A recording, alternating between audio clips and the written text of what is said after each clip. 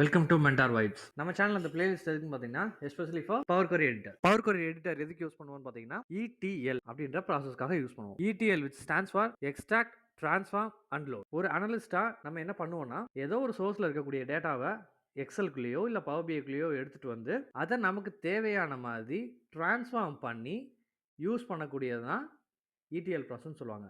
Which means எக்ஸலுக்குள்ளேயோ power பிஐக்குள்ளேயோ ஏதோ ஒரு சோர்ஸ்ல இருக்கக்கூடிய டேட்டாவை இம்போர்ட் பண்ணணும். அந்த ப்ராசஸ் பேர் வந்து பார்த்தீங்கன்னா எக்ஸ்ட்ராக்ட்.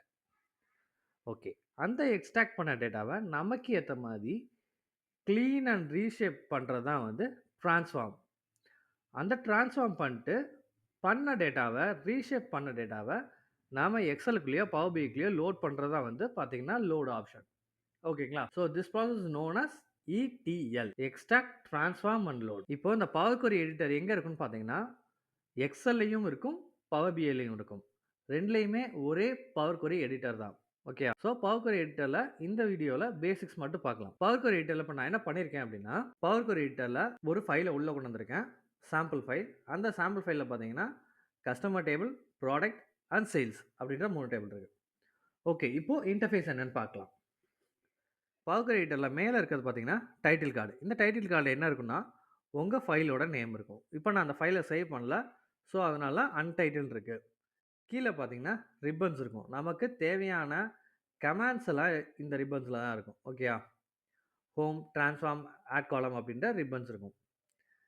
கீழே லெஃப்ட் சைடில் பார்த்தீங்கன்னா நம்ம உள்ளே கொண்டு வந்த queries எல்லாம் லிஸ்ட் அவுட் ஆகிருக்கும். இந்த ட்ரான்ஸ்ஃபார்ம் எடிட்டருக்குள்ளே பார்த்தீங்கன்னா 3 டேபிள் இருக்குது, விச் மீன்ஸ் 3 query.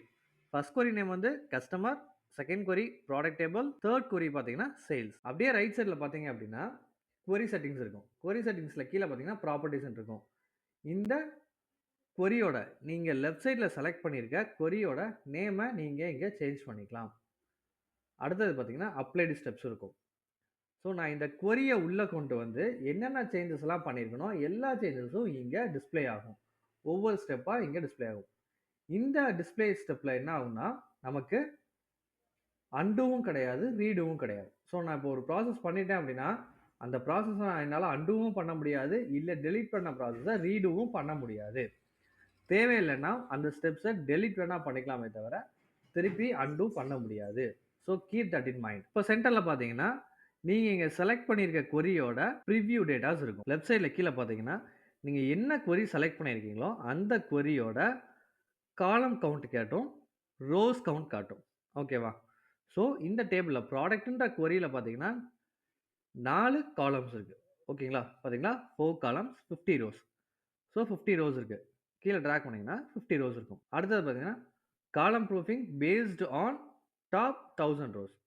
ஸோ எத்தனை ரோனாலும் இருக்கலாம், ஆனால் 1000 ரோஸ்க்கு மட்டும்தான் இங்கே கவுண்ட் காட்டும். இப்போ இங்கே 1000 ரோஸ்க்குள்ளே இருக்கனால 50 ரோஸ் அப்படின்னு கவுண்ட் காட்டிடுச்சு.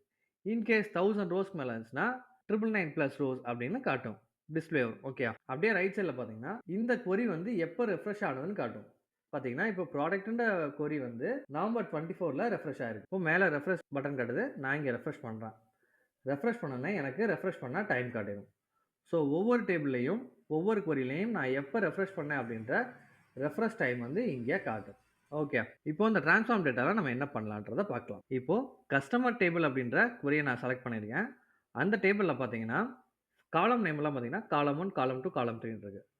பட் எனக்கு தேவையான காலம் நேம் பார்த்தீங்கன்னா கீழே இருக்குது, விச் மீன்ஸ் டேட்டாவாக இருக்குது. Customer ID, first name, last name அப்படின்ற ஃபர்ஸ்ட் ரோவில் இருக்குது. நான் இதை என்ன பண்ணணும்னா ஹெட்டராக மூவ் பண்ணணும். ஹெட்டராக மூவ் பண்ணுறதுக்கு மேலே ரிப்பனில் ஹோம் டேப்பில் ட்ரான்ஸ்ஃபார்ம்ன்ற குரூப்பில் யூஸ் ஃபர்ஸ்ட் ரோ அஸ் ஹெட்டர்னு இருக்கும். நான் அந்த யூஸ் ஃபர்ஸ்ட் ரோ அஸ் ஹெட்டரை கிளிக் பண்ணேன் அப்படின்னா எனக்கு ஃபர்ஸ்ட் ரோவில் அந்த இது எல்லாமே ஹெட்டராக மாறிடும். இப்போ நான் இங்கே ஒரு ஸ்டெப் அப்ளை பண்ணேன்னா அந்த ஸ்டெப் பார்த்தீங்கன்னா கீழே ப்ரமோட் ஹெட்டர்ஸ்ன்னு இருக்குது. அதுக்கப்புறம் பார்த்தீங்கன்னா சேஞ்ச் டேட்டா டைப். இப்போ நான் ப்ரமோட் ஹெட்டர்ஸ் மட்டும் தான் கொடுத்தேன், சேஞ்ச் டேட்டா டைப் நான் கொடுக்கல. அது எப்படி அப்ளை ஆச்சுன்னா இந்த பவர் query எடிட்டர் ஆட்டோமேட்டிக்காக இந்த காலம்குள்ளே இருக்க டீட்டெயிலை வச்சு அது என்ன டேட்டா டைப் அப்படின்றத டிடெக்ட் பண்ணிக்கும். ஸோ அதுவே டிடெக்ட் பண்ணி இந்த டேட்டா டைப்பை நம்ம கொண்டு வந்துச்சு. ரைட். இந்த டேபிளுக்கு மேலே பார்த்தீங்கன்னா ஃபார்முலா பார் இருக்கும். ஃபார்முலா பாரை நீங்கள் எக்ஸ்பேண்ட் பண்ணிங்கன்னா லாஸ்ட்டாக நீங்கள் என்ன ஸ்டெப் செலக்ட் பண்ணியிருக்கீங்களோ அந்த ஸ்டெப்போட ஃபார்முலாஸை வந்து டிஸ்பிளே பண்ணும். ஸோ ஸோ இதுக்கு நேம் பார்த்தீங்கன்னா எம்கொரின்னு சொல்லுவாங்க. இப்போ நான் ப்ரமோட் அட்ரஸை கிளிக் பண்ணுறேன். ப்ரமோட் அட்ரஸ்ன்ற ஸ்டெப்பை நான் செலக்ட் பண்ணேன்னா அதுக்கான எம்கொரி இங்கே டிஸ்பிளே ஆகுது. ஸோ இந்த வீடியோவில் நம்ம எம்கொரியை பற்றி பார்க்கல, ஜஸ்ட் பவர் கொரியில் இருக்கக்கூடிய பேசிக் இன்டர்ஃபேஸஸ் மட்டும்தான் பார்க்குறோம். ரைட். இப்போ நான் அடுத்து என்ன பண்ண போகிறேன்னா, இந்த ஃபர்ஸ்ட் நேம் லாஸ்ட் நேம் அப்படின்னு இங்கே இருக்குது. இந்த ஃபர்ஸ்ட் நேம் லாஸ்ட் நேமை நான் என்ன பண்ண போறேன்னா கம்பைன் பண்ணி எனக்கு ஃபுல் நேம்னு நான் வச்சுக்க போகிறேன். ரைட். அது எப்படி பண்ணுறதுன்னு பார்க்கலாம். இப்போது ஃபர்ஸ்ட் நேமை செலக்ட் பண்ணிக்கோங்க. கண்ட்ரோல் கிளிக் பண்ணி லாஸ்ட் நேம்ன்ற காலத்தையும் செலக்ட் பண்ணிக்கோங்க. செலக்ட் பண்ணிட்டு ஜஸ்ட் ரைட் கிளிக் பண்ணிங்கன்னா கீழே உங்களுக்கு ஆப்ஷன்ஸ் நிறையா டிஸ்பிளே ஆகும். இந்த ஆப்ஷன்ஸில் பார்த்தீங்கன்னா மெர்ஜ் காலம் இருக்கா, இந்த மெர்ஜ் காலமை நீங்கள் ஜஸ்ட் கிளிக் பண்ணிங்கன்னா இன்சர்ட் ஸ்டெப் கேட்கும். ஸோ இந்த இன்சர்ட் ஸ்டெப் என்ன பண்ணிருச்சு அப்படின்னா, நான் வந்து ப்ரமோட்டேட்டர்ஸ்ன்ற இடத்துல வச்சு செலக்ட் பண்ணி அந்த ப்ரமோட்டேட்டர்ஸ் ஸ்டெப்பை செலக்ட் பண்ணி நான் ஒரு ஸ்டெப்பை இன்சர்ட் பண்ணுறேன். அதனால எனக்கு இன்சர்ட் ஸ்டெப் கேட்குது. எனக்கு அந்த இடத்துல ஸ்டெப் வேண்டாம்.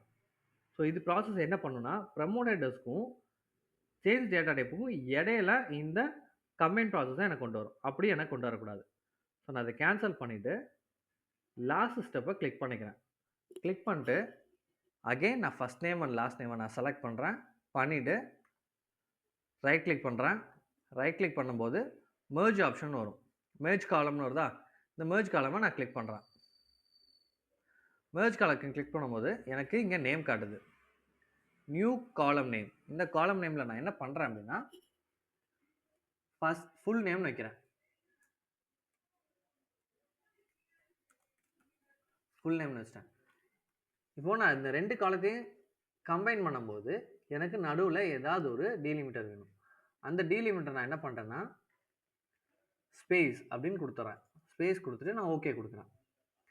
ஓகே கொடுத்தேன்னா பார்த்தீங்கன்னா எனக்கு ஃபுல் நேம்.